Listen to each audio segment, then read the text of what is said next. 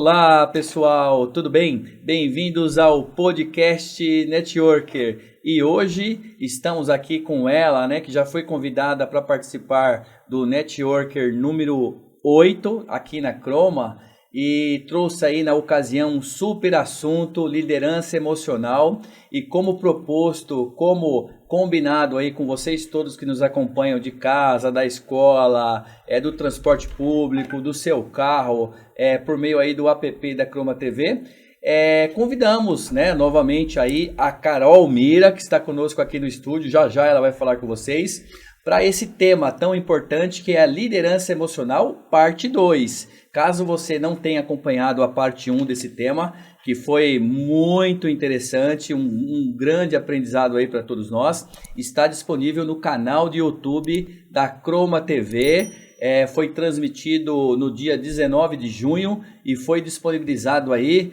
no dia 23 de junho no canal do YouTube. Então vocês podem dar uma verificada lá e vão encontrar Liderança Emocional parte 1. Carol, muito obrigado novamente por sua participação. Está aqui de volta conosco depois de algumas semanas. Não conseguimos, né, concluir aí o nosso bate-papo no primeiro encontro. Até pela relevância do tema, pela quantidade de assunto que temos aí. Então, é bacana recebê-la aqui de volta, né? Aceitou aí novamente o nosso convite para fazer essa parte 2. Sim. Bem-vinda. Muito obrigada. Eu agradeço aqui o convite mais uma vez para continuar falando desse tema que hoje é tão relevante no mercado de trabalho, que é tão relevante para grandes, para pequenas empresas, para os profissionais de RH principalmente, né, que estão aí tendo que lidar com essa questão da liderança emocional. E é uma honra para mim, então, contribuir mais um pouco aqui com o podcast, trazendo informações e falando de um tema que eu amo, e que é a minha rotina e faz parte dos meus dias aí durante a minha vida profissional. Ok, bem-vinda. Agradecemos a você que nos acompanha aqui no Podcast Networker semanalmente, lembrando conteúdos novos todas as segundas-feiras às 9 horas aqui na Croma, com reprises durante a semana. E caso você não consiga acompanhar eventualmente por algum motivo, o conteúdo também estará disponível após a sua transmissão aqui na grade no canal do YouTube da Croma.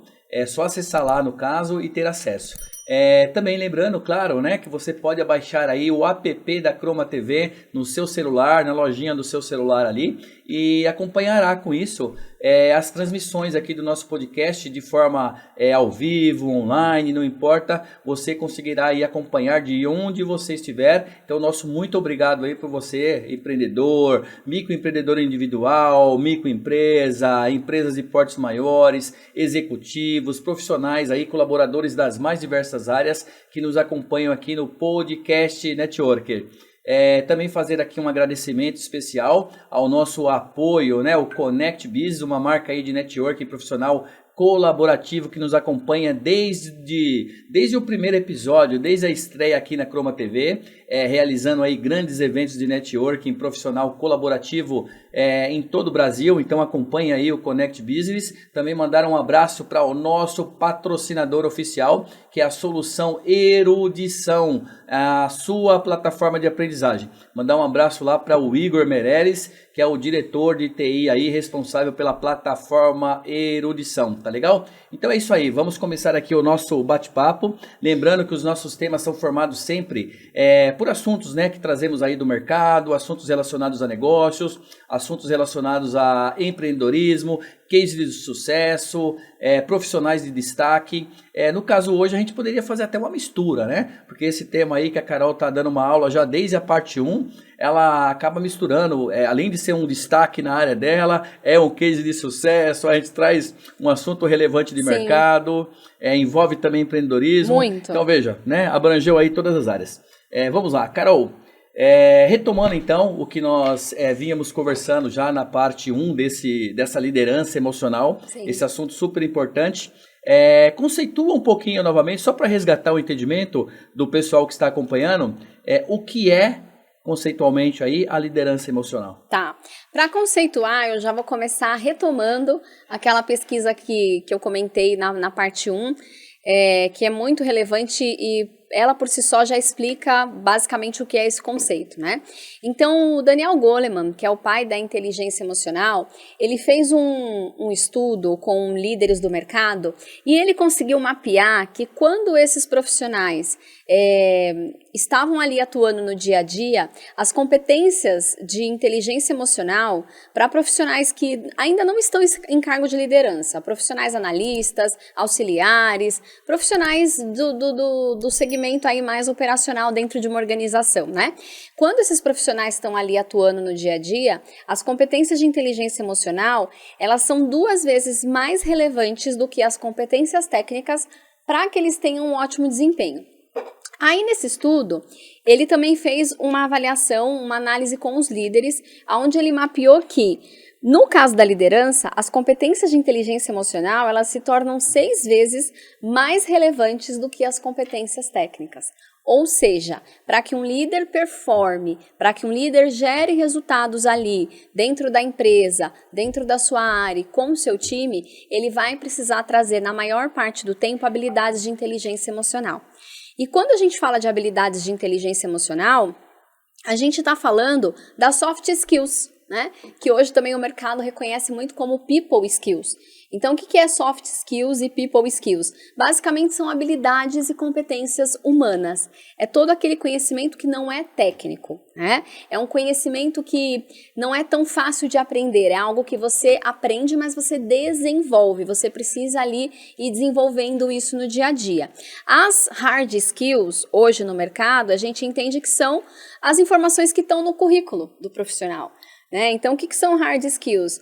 É a faculdade que você cursou, é a sua experiência profissional, é aquele curso técnico que você fez, é a tua habilidade em mexer com pacote Office, entender inglês, espanhol, línguas. Então, tudo isso são habilidades técnicas, hard skills.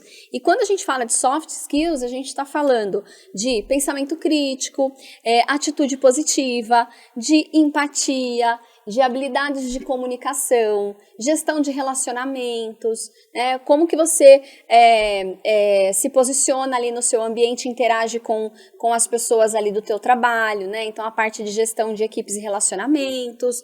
A gente está falando também, já falei da positividade, mas de assertividade, a gente está falando de criatividade, então são habilidades humanas, né? Então essas habilidades humanas, no dia a dia da liderança, elas fazem muita diferença no resultado. Então, o líder, quando ele senta ali na posição de liderança, ele não vai só precisar ser excelente tecnicamente, ele vai precisar ser excelente em relação às suas habilidades comportamentais também. Por isso que, com base nessa pesquisa que o Goleman trouxe, mostrando pra gente que as habilidades de inteligência emocional são muito relevantes para que o líder tenha alta performance, a gente trouxe então o desenvolvimento desse tema, que é a liderança emocional, né? Ou seja, para uma liderança acontecer e ser uma liderança influente de resultados, ela precisa ser emocional, na maior parte do tempo. Perfeito, um grande tema. Eu tenho uma pergunta de cara com base no que você falou. Muito interessante. A Carol Mira, para quem não sabe, ela é mentora, palestrante e também especialista em desenvolvimento humano. Então, assim, é a pessoa certa para dar essa aula aqui para nós no Podcast Network. Carol, você falou um pouco a respeito das soft skills, das hard skills. Eu vi aí que o mercado já evoluiu com o nome, eu não conhecia a questão da people skill, que é o equivalente a soft skills. Então só para dar uma ratificada aí, a soft skill, então, são as características competências que são humanas, né? No caso, eu falo assim, eu sou uma pessoa naturalmente analítica, isso é uma soft skill. Sim. Tá, e a parte da hard skill, claro, todo o desenvolvimento que você tem por meio de cursos, experiências de mercado. Eu vou já colocar você na fogueira aí com uma pergunta bacana, tá? Acredito eu, né? Olha, Celso, sem falsa modéstia, né? No caso da inteligência emocional, nós temos do lado das soft skills, que é aquilo que naturalmente está conosco, eu falo assim, eu sou um profissional tranquilo, naturalmente tranquilo. Tá. A tranquilidade, ela não deixa de ser um comportamento, né? Então é uma soft skills. Sim. E ao mesmo tempo, um treinamento, uma palestra, um desenvolvimento técnico dessa inteligência, da inteligência emocional em cima dessa característica humana, que é a tranquilidade, Então a inteligência emocional, nesse caso, ela também se torna uma hard skill, porque é um treinamento, é uma orientação que a pessoa está recebendo? A inteligência emocional... Isso, excelente pergunta. A inteligência emocional, ela é uma soft skill. É que ela é uma soft skill mãe, podemos dizer assim, que embaixo dela ela vai trazer outras competências. Mas desenvolver inteligência emocional, você precisa ali, obviamente, de um conteúdo, né, de um preparo, você precisa de percorrer uma trajetória. Então, você geralmente começa a trabalhar inteligência emocional trabalhando o seu autoconhecimento, né? Então, é um processo que não é tão simples assim, não é um diploma que vai te entregar essa habilidade, né? Senão você vai estudar, você vai ler livros, você vai mergulhar num processo de autoconhecimento e aí você vai conseguindo trazer aquilo para o teu dia a dia com mudanças de comportamento, né? Perfeito. Então, é algo que você aprende, eu digo soft skill, gente, você aprende na prática. Todo mundo pode aprender. Até porque o próprio Daniel Goleman, ele fala pra gente, todas as habilidades de inteligência emocional são totalmente aprendíveis, né? Você consegue aprender. Então, você tem como desenvolver isso. A questão é que muita gente aprende a teoria dessa habilidade, né, dessa competência, mas às vezes não coloca em prática. Porque para colocar um conhecimento novo em prática, o que você precisa? De esforço, de disciplina, de dedicação. Você precisa realmente querer desenvolver aquela competência, né? Então, você quer ser mais... Vamos supor que você quer ter uma atitude positiva. Aí aconteceu uma merda, um problema no trabalho. A chance de você voltar para o comportamento anterior que você tinha, de talvez reclamar, se vitimizar, achar culpado, justificar erro, ela é muito alta. Então, quando você quer desenvolver realmente, já sabe o que você precisa fazer, aconteceu um problema, você precisa adotar uma postura de, não, qual é o novo comportamento que eu quero trazer? Atitude positiva? Então tá bom. E aí tem até uma frase que fala assim, né? Você não pode controlar o que acontece com você, mas você pode controlar o que você faz com o que acontece com você. Então aí é aonde você começa a colocar essas habilidades de inteligência emocional em prática. Que seria aí, no caso, controlar as reações, inclusive, né? Acho que está bem ligado a isso. Exatamente. Que é o que você falou na parte 1 do nosso podcast, a questão de como reagir a determinadas situações. Exatamente. Você falou bastante disso. Falei. A diferença do reagir e responder, Eu né? até resgato, né, um pouco do que nós conversamos lá atrás, e eu gostaria que você falasse um pouquinho. Nós não entramos nesse tema, que não deu tempo, Tá. Mas a questão do internalizar. Sim. Nós falamos um pouco disso nos bastidores até. Sim. Muitos profissionais acabam internalizando tudo isso, né? De uma forma bastante negativa, prejudicando a saúde. E como é fácil, Carol, para um profissional, um líder, ou mesmo que não seja um líder, internalizar o que é negativo e não internalizar o que é positivo. Eu aprendi isso, inclusive, com os seus conteúdos. Sim. Você é muito competente. Não, imagina, não, nada disso, né? Você parece que se recusa a aceitar aquele positivo. Quando é algo negativo, você absorve isso. O negativo... Como você vê essa situação? O negativo a gente guarda, né? E o positivo a gente acaba duvidando. Por quê? Porque isso está muito ligado à crença de merecimento e à forma como você mesmo se vê. Sabe aquele pensamento, eu acho que eu não sou bom o suficiente? Com certeza esse pensamento mora aí na cabeça de mais da metade da população, né? Então, quando a pessoa vem com algo positivo, você até duvida, porque dentro de você não acredita naquilo. Essa é a crença do merecimento. Crença de merecimento. É uma crença de merecimento pouco desenvolvida. Então, o que um profissional e um líder precisa ter para ter sucesso? Ele precisa saber quem ele é. De novo, vou voltar aqui num pouquinho do conteúdo que a gente falou lá. Ele precisa saber se conhecer, sabendo que ele é bom. E para isso você pode fazer uma análise de perfil comportamental, né? Você já fez. Inclusive, gente, o Ronaldo já fez. Ele já está nesse processo de busca de autoconhecimento há um bom tempo. Então, ele também tem propriedade para dar o testemunho dele, né? Então, assim, você precisa saber quais são os seus pontos fortes, no que você é bom, quais são os seus pontos fracos, quais são as suas fragilidades, né? Qual é a tua história, o que te trouxe até aqui, o que fez com que você alimentasse crenças limitantes que te impedem de ter coragem, de avançar, de acreditar em você, né? O que você viveu até aqui que te fortaleceu, que te mostrou que realmente você é capaz. Sabe aquela pessoa que muitas vezes a gente vê nas empresas, né? Aquela pessoa que veio do nada. tinha uma família muito humilde, não tinha estudo, a família não tinha estudo, mas a pessoa foi crescendo, foi se desenvolvendo, foi buscando, foi estudando, foi crescendo, e aí chega aí a altos níveis nas organizações. O que faz essa pessoa chegar lá, né? O que diferencia uma pessoa que tem sucesso de uma pessoa que não tem sucesso? E aí, pode seguir, Carol, só puxar um pouquinho tá o microfone. bom. E aí eu posso te dizer, o que diferencia as pessoas que têm sucesso das pessoas que não têm sucesso é uma única coisa: o poder da crença, né? Tem uma frase que diz assim: você pode, se você acredita que você pode e se você acredita que você não pode, você tá certo. Quem sou eu para questionar o que você acredita? E aquilo que você acredita é o que vai produzir o teu resultado. Então, se você acredita que você pode, você vai fazer, você vai correr atrás, você vai cair, você vai levantar e você não vai desistir até conseguir. Agora, se você acredita que você não pode, você vai arrumar desculpa, você não vai às vezes nem tentar. Você não vai tentar ser um bom líder, você não vai tentar melhorar o teu casamento, você não vai tentar vender mais, você não vai tentar aumentar a sua empresa, porque você lá no fundo da tua mente acredita que não pode. Então isso é uma crença limitante de capacidade de merecimento. Entende? Entendo, e aí quando a gente vê pessoas que vieram do nada e tiveram sucesso, o que fez elas chegarem lá? Claro, foi muita ação, foi muito esforço, foi muita dedicação, muita disciplina. Mas num primeiro momento foi o poder da crença. Porque essa pessoa muitas vezes ela não tinha nada, mas ela tinha ali um pensamento que falava para ela: você pode, você vai conseguir, é para você, vai para cima que vai dar certo. Interessante, Carol. Entende? Interessante. Faz sentido? Sim, muito sentido. Me parece que está tudo entrelaçado. Tudo. A questão do merecimento, a base, né? A questão dos fatores limitantes que você ensinou aí agora. Logicamente que tudo isso relacionado a essa questão do emocional, da inteligência emocional. Você trouxe aí um tema que é bastante interessante, me veio em mente aqui, que é a questão do perfil, da avaliação de perfil. Isso. Eu gostaria que você falasse um pouco disso no seguinte sentido. Já que estamos falando aqui principalmente hoje para empreendedores, empresários, colaboradores, profissionais em geral, como que de repente essa questão...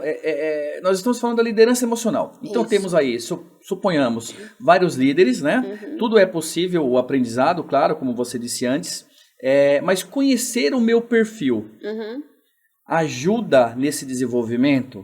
Porque eu fico imaginando, a pessoa realmente fala assim: olha, eu tenho que desenvolver melhor o meu perfil de líder emocional, ok, mas eu não me conheço. Então, assim, como que uma avaliação, inclusive nesse caso, ela pode ajudar? Com certeza. Eu gostaria que você falasse um pouco disso. Porque o que acontece, né? Quando o líder ele assume uma posição de liderança, ele vai passar ali a ter contato com outras pessoas. Ele vai ser responsável por muitas vezes gerenciar, direcionar pessoas. Só que essas pessoas não são como ele. Ele vai ter ali no time dele pessoas que são parecidas com ele, em termos de comportamento, né, de atitude, e vão ter pensamento, e vai ter pessoas que não vão ser parecidas com ele, vão ter pessoas muito diferentes dele. Então, o líder ele precisa conhecer de pessoas. Eu preciso conhecer de pessoas para liderar pessoas, sabendo que eu não posso liderar as pessoas da mesma forma. Cada um tem o seu estímulo, né? Tem um estímulo que eu preciso dar um estímulo diferente para cada colaborador para despertar o melhor dele, para conseguir motivá-lo, para conseguir engajá-lo. E para conhecer de pessoas, a gente tem dois caminhos. O primeiro é conhecer a si próprio. Porque não adianta eu conhecer o outro e não me conhecer. Porque quando eu não me conheço, o que eu tento fazer com as pessoas? Eu tento empurrar o meu jeitinho para elas e achar que elas têm que aceitar e têm que se modelarem ao meu jeito. E têm que serem como a mim. Eu até falo, né? O líder que não conhece de perfil comportamental, que não conhece dessa diversidade dos estilos de comportamento, ele está fadado ao fracasso. Por quê? Porque ele vai querer tratar todo mundo do jeito que ele se trataria, né? Então, assim, e aí é onde eu trago um outro princípio. Quando você é líder, o certo não é você tratar os seus funcionários como você gostaria de ser tratado. O certo é você tratar as pessoas como elas precisam ser tratadas, de acordo com o comportamento delas, né? Então, a gente precisa ir para esse caminho de se autoconhecer. Então, nas minhas mentorias, eu sempre aplico ali um teste de perfil, porque eu quero primeiro mostrar para esse líder quem ele é. Ó, você é essa pessoa, esses são os seus comportamentos. E aí, quando a gente fala desses comportamentos, a gente tem até 4 tipos de perfis, né? Pessoas dominantes, muito focadas em resultado, muito aceleradas, comandantes. Pessoas influentes, que são pessoas muito comunicativas, que precisam ali estar sempre conectadas com alguém, valorizam muito o relacionamento.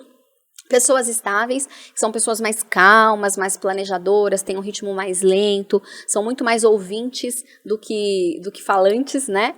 E as pessoas conformes, que são aquelas pessoas que são muito introspectivas, gostam de ficar no universo delas, são muito precisas, muito detalhistas, analíticas. Então, a gente tem esses diferentes tipos de perfis. Então, eu preciso primeiro mostrar para o líder, você é assim.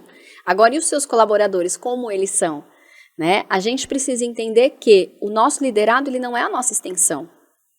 O nosso liderado pode até ser a nossa extensão, pode ter ali pessoas que são parecidas com a gente, Sim. mas a gente tem liderados que são totalmente diferentes da gente. E aí como que eu vou usar esse recurso, empregar esse recurso numa atividade na qual ele produza muito, que ele se sinta realizado também fazendo aquele trabalho, né? Até a forma de falar, Ronaldo, do líder com seus colaboradores precisa ser diferente. Se eu tenho um colaborador, por exemplo, dominante, que é uma pessoa focada em resultado, esse meu colaborador ele vai querer desafio o tempo inteiro. Ele é um colaborador rápido, você vai dar uma atividade para ele hoje, amanhã ele entrega. Ou às vezes até no mesmo dia.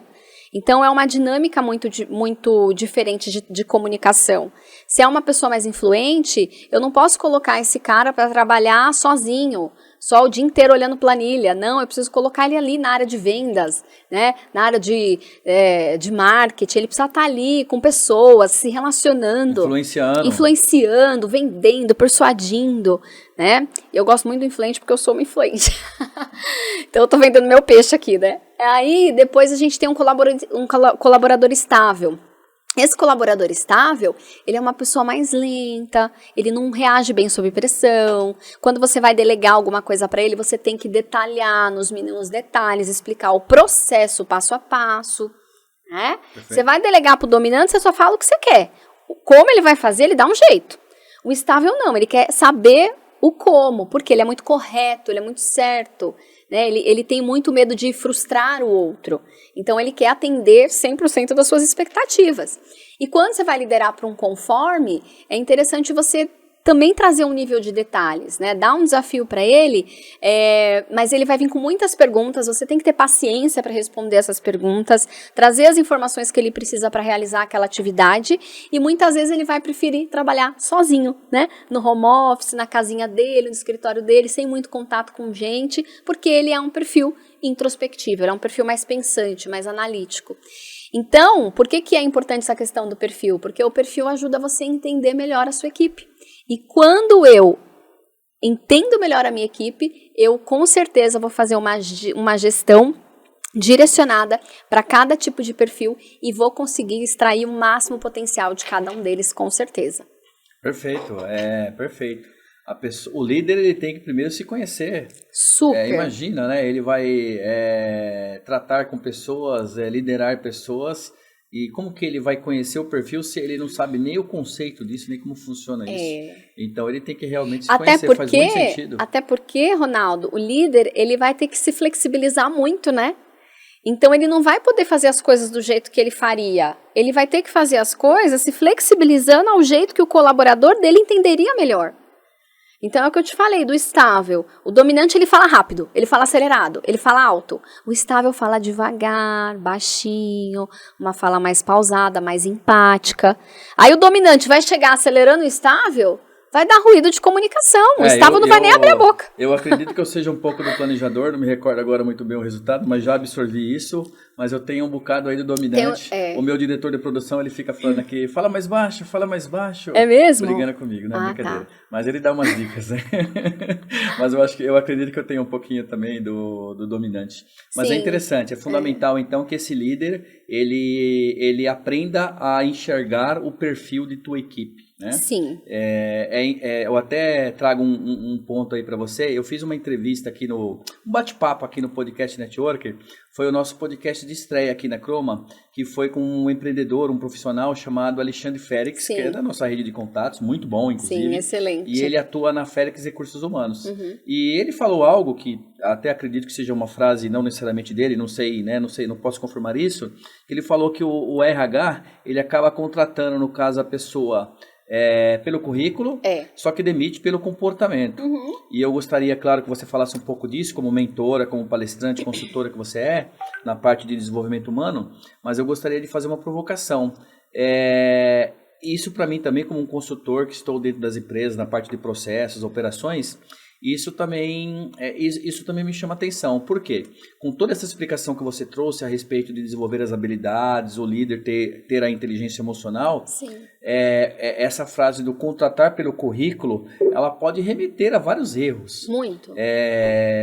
Porque o currículo, realmente, a pessoa tem uma experiência técnica, que são as hard skills, né?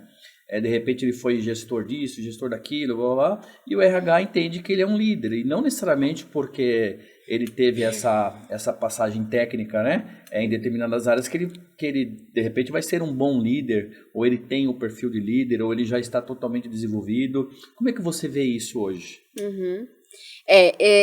Isso é algo que eu também sempre falo, né, nos meus processos de reunião com os próprios RHs, nas mentorias que eu faço e nas empresas que eu ando, as pessoas reclamam muito dessa questão da atitude, né? Então, com certeza, o profissional, seja desde um cozinheiro até um CEO de uma empresa, se ele tiver ali um currículo técnico excelente, ok, ele já tem grande chance de ocupar a vaga.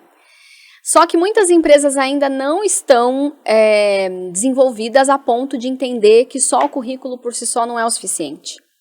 A gente está num processo de transformação. Hoje os RHs eles estão muito preocupados com essa questão do comportamento, porque eles estão entendendo que essa pesquisa que o Goleman fez lá atrás, ela é muito relevante, é o que acontece na prática. A própria Michael Page fez uma pesquisa dessa e ela trouxe para a gente o número, né? Então, assim, 87% das pessoas são contratadas pelo currículo e demitidas pelas suas atitudes.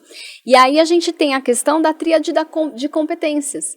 Então, por exemplo, o que é a tríade de competências? Quando a gente fala de uma competência profissional, a competência profissional nada mais é do que a junção de 3 pilares. O primeiro é conhecimento. Então, qual que é o conhecimento do Ronaldo na função que eu estou aqui com a vaga aberta para contratá-lo? Qual que é o conhecimento técnico que ele tem?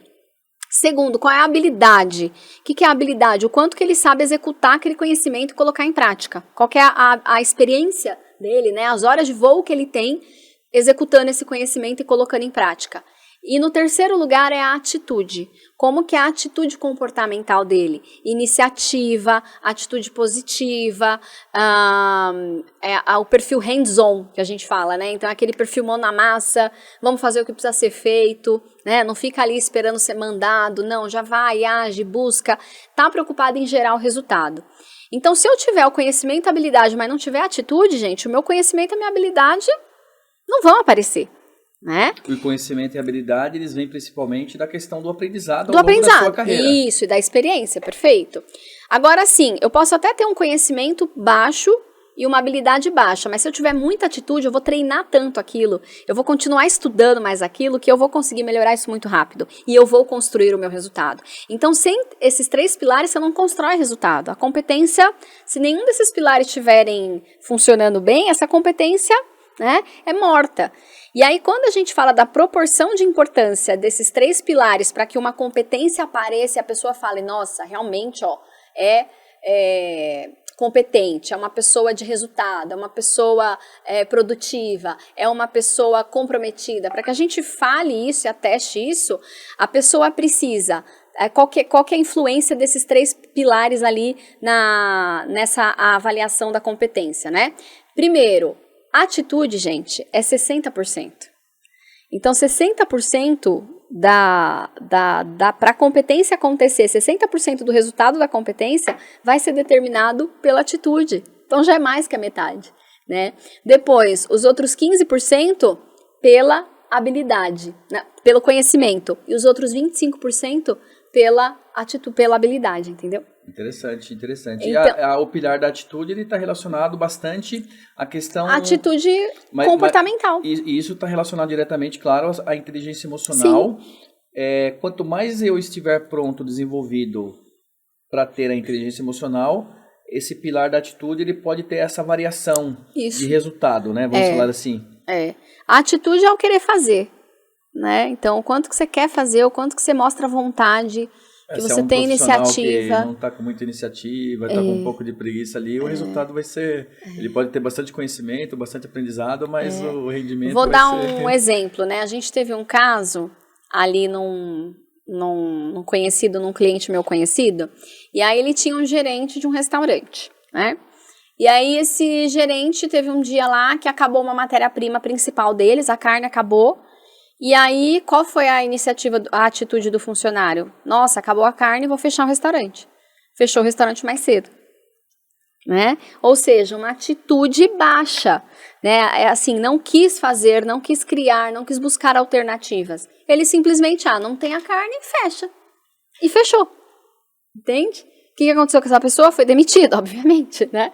Porque não se fecha nada sem antes buscar um plano B.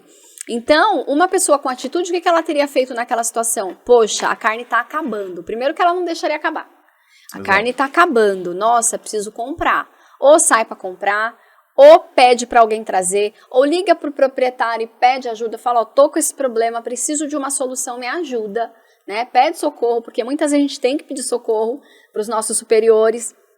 Ou então, pede emprestado para o comércio do lado. Existem N possibilidades. Isso é atitude, né? Sim, é você perfeito. Se permitir pensar fora da caixa e focar o quê, gente? Na solução do problema.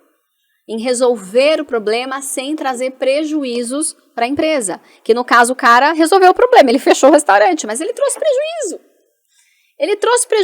Ele impactou os clientes que queriam comer ali naquela noite, né? Então veja, a atitude, gente, ela é determinante para uma boa performance, seja de um líder, seja de qualquer profissional. E a atitude é uma habilidade de inteligência emocional.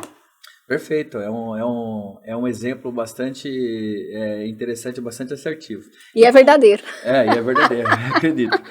Carol, como que você vê então essa questão, ainda falando um pouquinho do RH, você falou aí, a gente trouxe a frase, né, a questão aí de contratar pelo currículo, a parte técnica, ok, fundamental, é um filtro. Sim. O currículo acaba sendo realmente aí um filtro importante.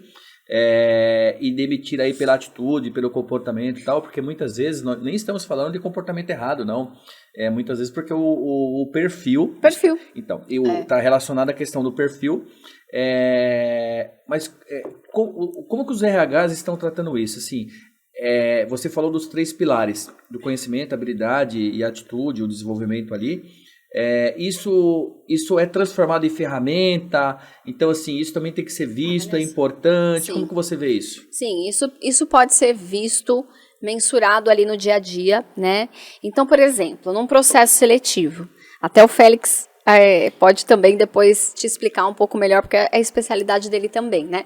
Mas num processo seletivo, você vai fazer uma análise de currículo, certo? O RH vai analisar o currículo e vai chamar ali a pessoa para entrevista. Por que tem entrevista?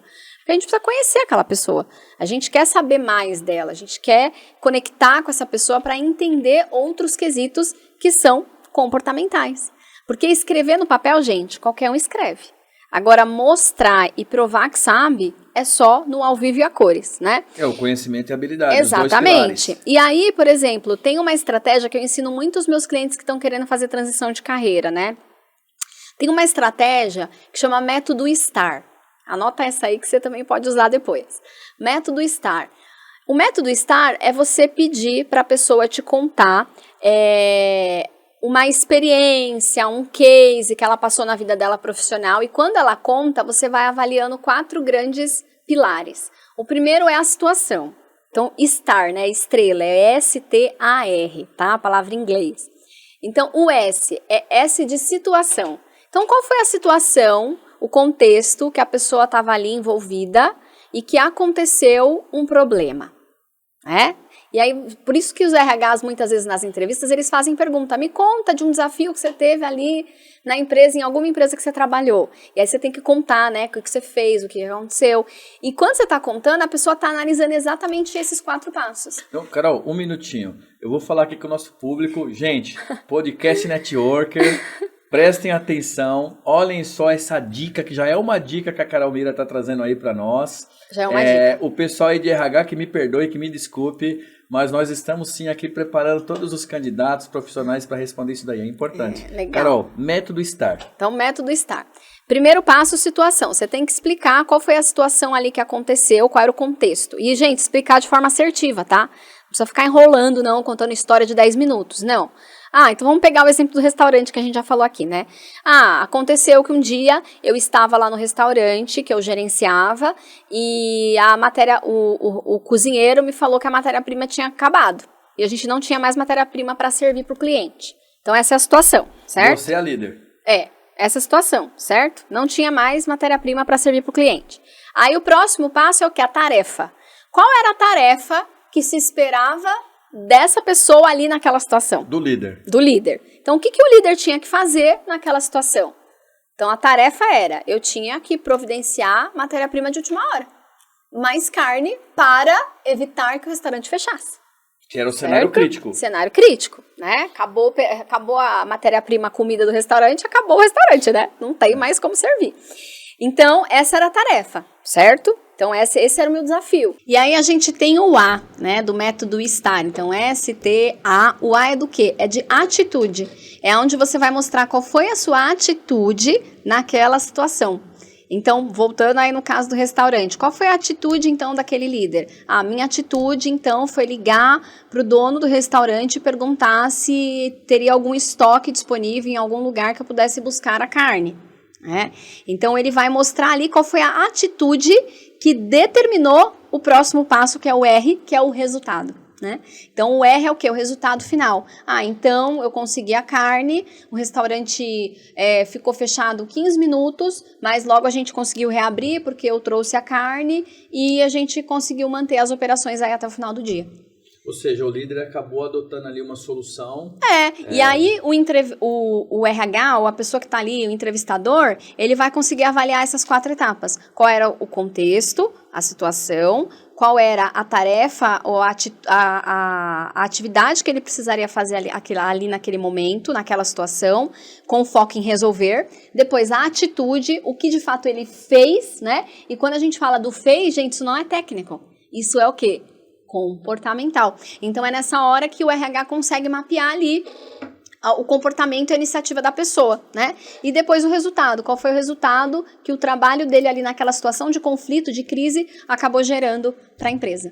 Muito bom, muito bom. Então, método STAR. Se você vai para uma entrevista, testa o seu STAR antes, faz ali, desenha no papel, escreve o passo a passo para você chegar pronto para vender o seu peixe. É uma dica valiosa. Por isso que eu falo que já serve até como uma dica do especialista. Sim. Mas não, você vai ter que dar uma dica do especialista ainda, não vai escapar não. E só para concluir, então a gente falou do método STAR, que é essa questão da avaliação, do bate-papo ali, né, no momento da entrevista, mas também existem testes que os RHs aplicam, né? Às vezes, muitos RHs já fazem um teste de perfil comportamental.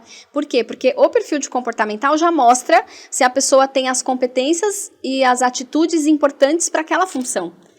Porque dentro de um descritivo de função, a gente tem 2 requisitos, o requisito técnico e o requisito comportamental. Então, na entrevista, o RH precisa avaliar se essa pessoa tem um perfil que vai conseguir ajudar ela a trazer essas atitudes na maior parte do tempo, né? E vai atender a expectativa do descritivo de função.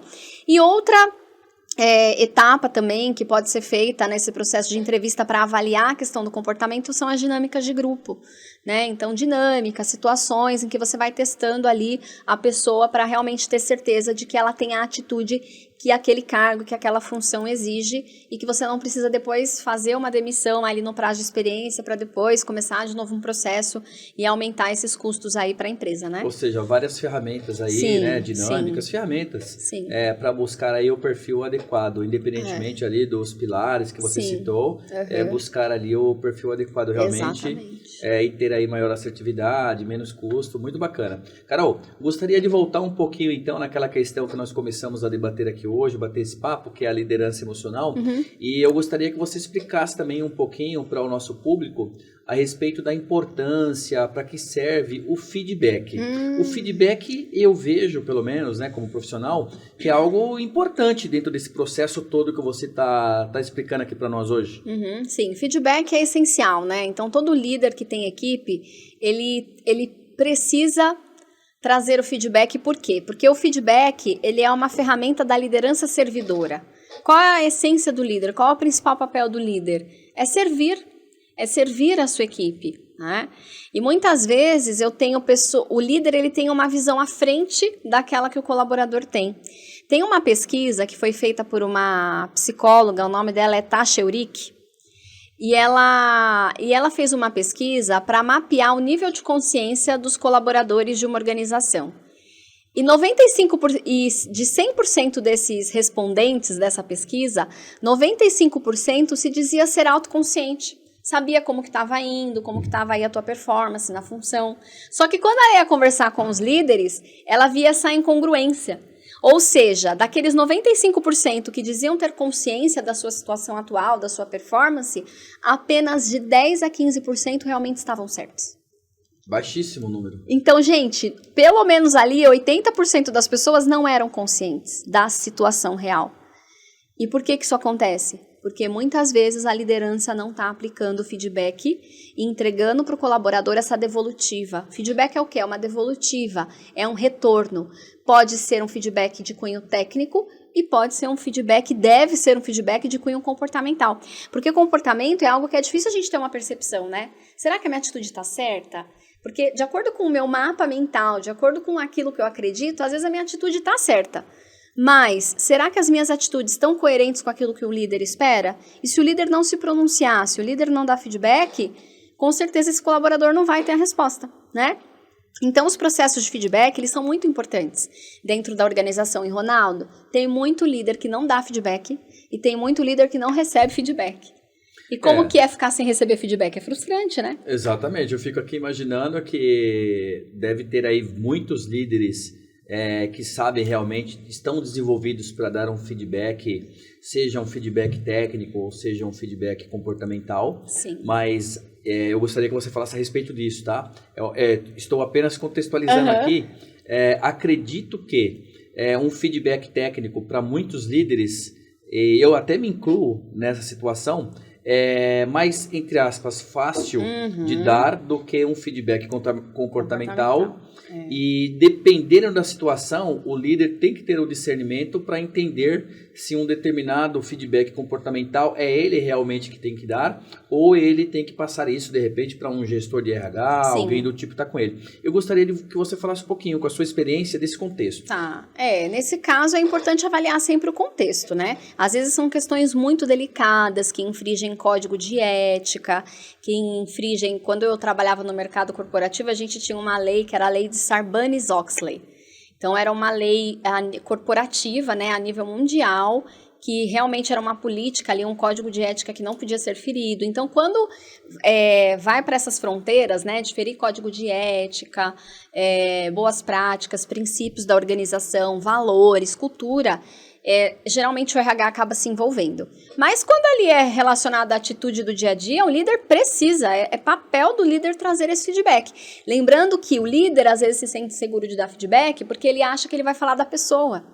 E quando você vai dar um feedback, você nunca fala da pessoa, da identidade dela. Você sempre fala da atitude.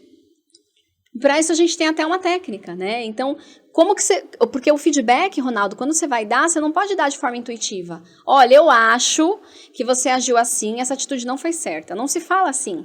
Feedback você precisa se preparar. E no achismo você põe evidência. No lugar do achismo você põe evidência. Então, quando você vai dar um feedback, de desenvolvimento, né, chamar a atenção ali da pessoa para um comportamento que não está legal, você primeiro fala do quê? Do resultado que aquela atitude gerou. Ó, tivemos esse caso, aconteceu isso.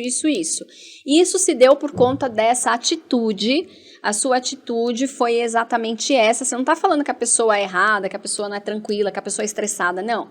Você ficou exaltado. Você ficou nervoso e aí você respondeu para a pessoa XYZ de uma forma mal educada. Então, você está falando da atitude. Então, você reforça a atitude que gerou aquele resultado, mostra o impacto da atitude negativa dela no contexto. Então, dentro da equipe, dentro da área, para os relacionamentos, para a empresa. E depois, no feedback de desenvolvimento, o que você precisa ajudar o colaborador a fazer? Você entendeu isso? Ok, o que nós podemos fazer para melhorar? Vamos traçar aqui, vamos listar 1, 2, 3 ações para que você trabalhe e desenvolva esse comportamento? E aí o liderado vai falar, tá bom, mas como? E aí você vai ajudando ele a achar alternativas para desenvolver e aprimorar aquele comportamento, né? Sim. E às vezes você pode ali dar uma mentoria para ele, você pode, é uma mentoria sua mesmo, né? Então, ó, eu já passei por isso, o que eu fiz para melhorar esse comportamento em mim, talvez seja útil para você. Você pode dar dica de leituras. Hoje no YouTube a gente tem muitos vídeos. Você pode passar um vídeo meu para o seu colaborador, assistir, onde eu vou também ajudar ele a desenvolver esses comportamentos, essas habilidades de inteligência emocional. Então, você tem várias estratégias, mas é sempre importante não só mostrar o erro, mas ajudar a pessoa a entender o que ela vai fazer para resolver aquele erro e quando que ela vai resolver. Então, você tem que sair do feedback de desenvolvimento com um plano de ação e com um prazo para acontecer. Legal, muito bom. Olha aí, hein, uma aula. Carol, conhecer o perfil, como falamos no início aqui do nosso bate-papo network de hoje. Conhecer o perfil da equipe ou do profissional, do colaborador da equipe, que você dará o feedback. Isso deve ajudar de alguma forma ou não tem nada a ver uma coisa com a outra? Muito. Sabe por quê, Ronaldo? Excelente pergunta. Porque qual que é o primeiro passo para você construir um feedback poderoso? Para você dar um feedback poderoso. O que é um feedback poderoso, Carol? É um feedback que você vai falar algo e a pessoa vai receber. E a pessoa vai ouvir, vai entender e vai entender a oportunidade de mudança. É um feedback que produz mudança. Esse é um feedback poderoso. Então, qual é o primeiro passo para você conseguir gerar um feedback que produz mudança? Conexão. Conexão é o quê? Rapport. É eu me conectar com a outra pessoa que está do outro lado da mesa, que eu preciso dar um feedback, que eu preciso transformar. Então, eu preciso me conectar com ela. E para eu me conectar com ela, eu preciso saber quem ela é. Eu preciso conhecer qual é a fala que eu vou trazer que vai realmente chegar aos ouvidos dela, né? Então, primeiro você vai precisar entender o perfil, porque se é um dominante, você tem que trazer uma comunicação mais assertiva, mais rápida, direta e focada em resultado.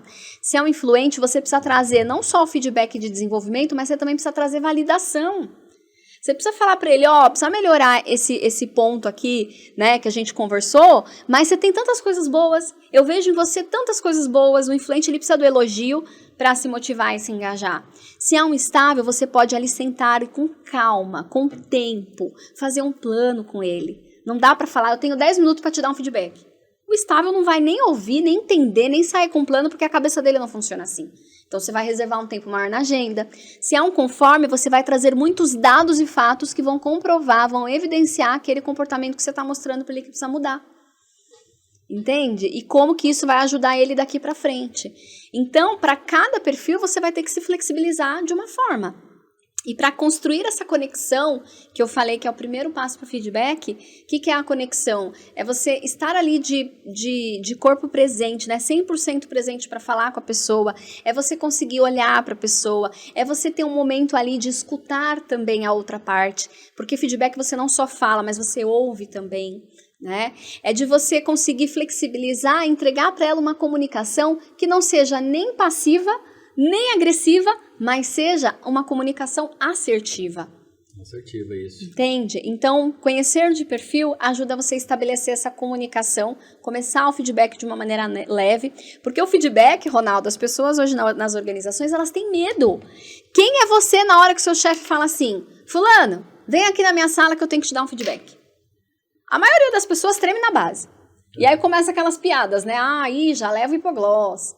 Tem gente que já faz feedback, né? Não, desculpa falar que é feedback, feedcrawl, né? Então a gente tem essas falas nas empresas. Por quê? Porque feedback é visto como algo ruim. E tudo aquilo que você ouve que refuta a sua autoimagem, automaticamente você tende a cancelar, questionar, recusar e não aceitar. E não é isso que a gente quer que aconteça no feedback. No feedback a gente quer que você ouça. Então, primeiro, para produzir a transformação. Então, o primeiro passo é você estabelecer uma conexão de confiança com o teu liderado para conseguir passar a mensagem da forma certa e ajudar ele nesse processo de desenvolvimento. Muito bom, Carol, muito bom, perfeito. Infelizmente, aí tem uma questão cultural também, né, no mundo organizacional, a respeito do feedback, né? Você usou aí, brincou aí com as expressões aí. Sim. É ótimo. Que são reais, né? Muito bom. Mas existe realmente essa negativação de uma ferramenta, de algo, né? Uma ferramenta tão importante, no caso, dentro de uma liderança, que é o feedback. E aí eu costumo até dizer o seguinte, eu vou falar aqui também nesse caso. Eu acredito muito que tem dois fatores aí, dois tipos de comportamento que ele nunca tem que estar em discussão, que é o respeito profissional e a educação. Né? Sim. Isso eu acho que não cabe discussão, não é ter ou não ter, isso é base, isso aí é alicerce. Em uma questão aí do feedback, compreendendo, claro, com a sua orientação, a importância de se conhecer o perfil, e aí sim dá para entender também a importância do líder estar desenvolvido no que diz respeito à sua inteligência emocional, à sua liderança emocional, porque, mais uma vez, são ingredientes que vão deixá-lo realmente preparado para fazer esse feedback negativo. Logicamente que o principal ator aí no feedback, eu estou entendendo que é o líder, pela responsabilidade dele, com certeza. Porque se ele errar aí alguma coisa, pode estragar tudo, né? Mas nesse caso, o líder também tem que ter inteligência emocional suficiente para esquecer alguns aspectos eventualmente até mais pessoais, vamos colocar assim. Me perdoe. Eu não gosto do jeito que aquele colaborador pisca o olho esquerdo. Um exemplo, tá? Os rótulos, né? Exatamente. Assim, tudo bem. Isso ele tem para ele, isso é uma agonia para ele, não gosta, ok? Estou usando esse exemplo só para simplificar. Sim. Mas isso não deve interferir, por exemplo, no feedback dele. O feedback dele tem que ser realmente relacionado a comportamento, mas, entre aspas, técnico, né? Deixando de lado esses milímetros baseado pessoais. em fato, evidência, né? E utilizando realmente a técnica. Essa questão assim de você separar, ela é muito importante, né? Porque às vezes o líder que não tem essa inteligência emocional, ele aproveita o momento de feedback para descontar toda aquela raiva, aquela angústia no colaborador. E às vezes nem é tudo aquilo. Perfeito. Carol, uma pergunta ainda dentro dessa fala sua que eu quero puxar, que me veio em mente aqui agora e tem muito a ver. Inclusive, caminhando aí para a reta final do nosso podcast, você viu que aí é motivo para mais um, nosso papo aqui vai longe, né? Sim. Rapidamente, alta performance. Tá. Eu fico aqui imaginando, com todo esse aprendizado hoje aqui que nós tivemos, né, no Podcast Networker, um líder é cobrado, muitas vezes dentro de uma empresa, não importa o tamanho, pela produtividade. Em geral, alta performance, alcançar o máximo. A relação disso, desse doar ao máximo, entregar ao máximo, para um líder que está ou não está preparado emocionalmente. Fala rapidamente sobre isso, por favor. Quanto mais a pessoa se conhece, né? Quanto mais autoconhecimento ela tem como profissional, pessoal e profissional, mais ela vai conseguir performar, porque ela vai entender quais são as dificuldades dela, os limitadores dela, e ela vai conseguir atuar sobre isso, né? Quando a gente fala de alta performance, na alta performance a gente não tem como separar a pessoa do profissional. Porque o que acontece? Para você ser um profissional de alta performance, a chance disso acontecer vai ser muito maior se você também tiver uma boa performance na tua vida, né? Uma boa performance com a tua saúde, uma boa performance nos teus relacionamentos, né? Uma boa performance nessa relação você consigo mesmo. Então, a alta performance ela é uma construção do todo, né? Não adianta nada a pessoa chegar lá na empresa, entregar resultado, mas chegar em casa e se sentir mal, cansada, no dia seguinte enxaqueca, estresse. Isso não é alta performance. A alta performance, ela não pode só ser trazida para o âmbito do trabalho, né? Ela precisa ser trazida para outros âmbitos também. A alta performance começa na forma como você cuida de você mesmo, na forma como você lidera a si mesmo. né? Que líder você é para si próprio? Como que você se lidera? Porque às vezes você exige o melhor das pessoas, só que você sabe que se o cara tá com um problema em casa, ele não vai conseguir extrair o máximo potencial dele. Então a gente não... isso é uma questão da liderança humanizada, né? É enxergar aquele profissional não só como um profissional, mas como um ser humano. E para isso você vai precisar de muita inteligência emocional, porque você vai precisar de empatia, né? Muito bom. E aí, voltando um pouquinho para o profissional, a alta performance do líder ali no trabalho, ela vai acontecer se ele focar em 4 grandes pilares e ações. Primeiro é clareza.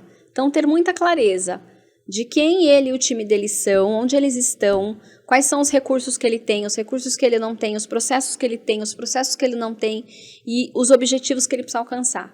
Né? Então, onde eu estou e onde eu quero chegar, ele precisa ter muito essa clareza. Tá? Estar muito alinhado com a estratégia da empresa, né? Metas, objetivos. No segundo ponto, ele precisa ter foco. Então, ele precisa focar. E o líder precisa estar focado aonde, Ronaldo? Processos e pessoas. Processos e pessoas. Não adianta você focar, líder, no operacional. Não dá para você ficar focado em atividade operacional. Você tem que focar no nível tático, atividades de nível gerencial, processos e pessoas. Trabalhou, focou nisso, fez um excelente trabalho, inclusive para ajudar as pessoas da sua equipe a entregarem esse resultado que vocês buscam, disciplina. Então, precisa ter essa constância, né? Porque nós somos fruto daquilo que nós fazemos todos os dias. E depois da disciplina, resultado. Acompanhar resultado, plano de ação e continuar aí nesse processo. Então, de novo, clareza, foco, disciplina e resultado. Maravilhoso. Gente, olha só, mais uma vez a sensação de que queríamos mais. Essa poderia ser aí já a dica do especialista, mas rapidamente, você não vai fugir não, estamos realmente aí no minuto final do podcast. A dica do especialista com ela, Carol Mira. Eu vou te deixar uma dica. Como a gente está falando de alta performance, né? Eu vou desafiar você, então, a estabelecer ali um objetivo teu enquanto líder que você precisa alcançar aí no próximo ano, né? Então, em até um ano, qual é o objetivo que você precisa alcançar? Olhando para esse objetivo, quais são as ações que você precisa começar a dar foco a partir de hoje e colocar isso na tua agenda diariamente para que você mantenha essa disciplina e construa o resultado. Lembre-se, você é resultado daquilo que você faz todos os dias. Então, se todos os dias você está agindo na parte estratégica da tua área, da tua empresa, né, focando em processos e pessoas, o resultado, gente, ele vai ser positivo e vocês vão conseguir aí performar não só enquanto liderança, mas como uma equipe também.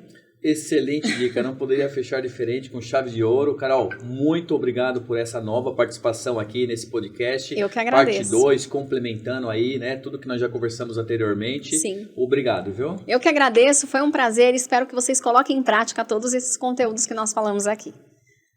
Legal. Pessoal, então, né, tá aí no nosso GC para você acompanhar a nossa convidada de hoje, a Carol Mira, mentora, palestrante, especialista em desenvolvimento humano, da Carol Mira Coach. Desenvolvimento humano. Desculpa, coach não, né? Carol Mira, desenvolvimento humano. Vai estar tudo aí no GC para você acompanhar. Um excelente tema, mais uma vez, aqui na Croma TV, no Podcast Networker. Quero aqui fazer a finalização então do nosso bate-papo, agradecendo mais uma vez aí o apoio oficial do Connect Business, a plataforma Erudição, sua plataforma de aprendizagem, mandar um abraço e agradecer também especialmente a você que é empreendedor, empresário, colaborador, aluno, não importa, que está acompanhando aqui semanalmente o nosso podcast e também acompanhando os demais conteúdos que temos aí na grade da Croma TV. Muito obrigado, até a próxima semana. Sintam-se abraçados. Até!